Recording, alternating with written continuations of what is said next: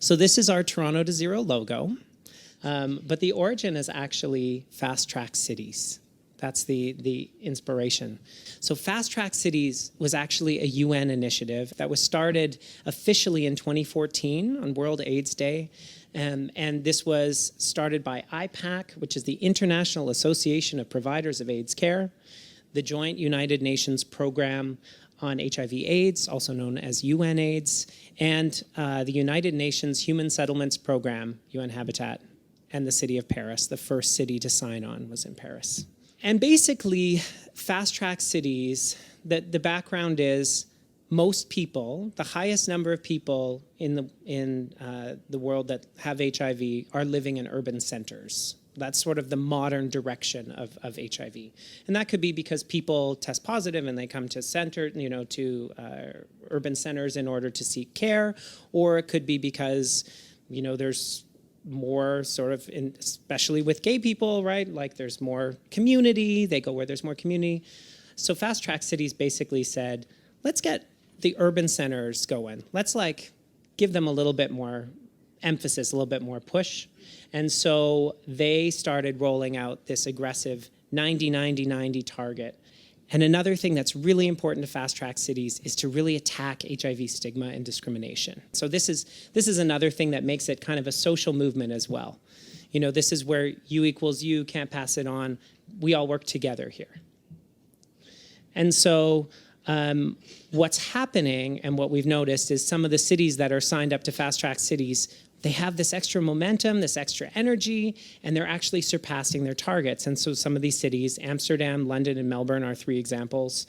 They're surpassing their targets. They're creating newer ones that are even more ambitious, and they're doing super, super well. So Toronto wants to get on board. We're a great community. We have always been an activist city.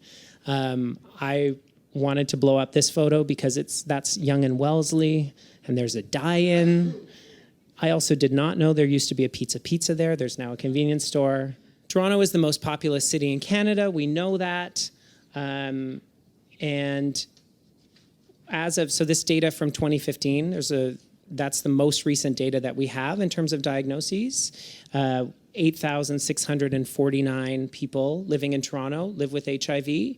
And we can guesstimate, although it's very difficult to know for certain, that there's 15%, up to 15% more who do not know their status.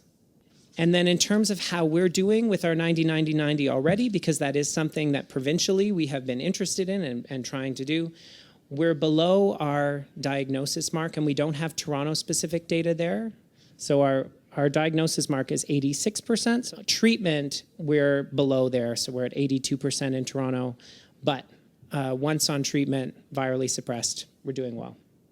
And the other thing we know about Toronto is that our HIV rates have gone down, but in recent years, they've plateaued. So we could use this push. So we can still move forward without officially signing on to Fast Track Cities. We can still work with the other international organizations, municipalities, and that's exactly what we've been doing. So the targets that have been set, they want to increase not from 90-90-90, but to 95-95-97, so that more and more people are diagnosed and treated and virally suppressed. The viral suppression part isn't so difficult because the medications are so much better now than they used to be. So it's really about getting people access to treatment, and that's another thing that requires a lot of systemic change and thought.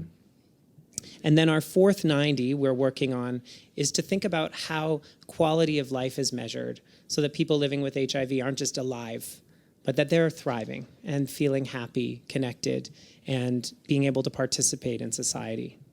And HIV stigma is a big part of what prevents people from either getting tested, getting treated, or being happy. These are all the different task groups that I now get to check in with as part of my role. Every one of those bullets represents a series of meetings and at least 10 different people who either speak for or represent the communities that are listed. So we're trying to do this very thoroughly, and we're trying to make sure that we hear from as many different perspectives as possible. You know, part of feeling connected and part of feeling like we can move forward and collaboratively is taking the time to listen and to share. And so this is something that is a very necessary step, I think, and it has shown us and given us already a lot of insight into some of the barriers that people face, and of course, who have different experiences than, you know, certainly different experiences that I have, and this is how we share and grow. And so here we have an active partnership among community members and an action plan that will come out of this, that we can turn to municipality, the City of Toronto, and also share with other cities in Canada. We are very close. We know now how to stop transmission of HIV. We know how to treat it.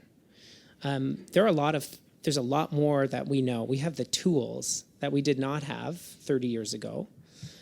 And so we could finish this epidemic in our lifetime.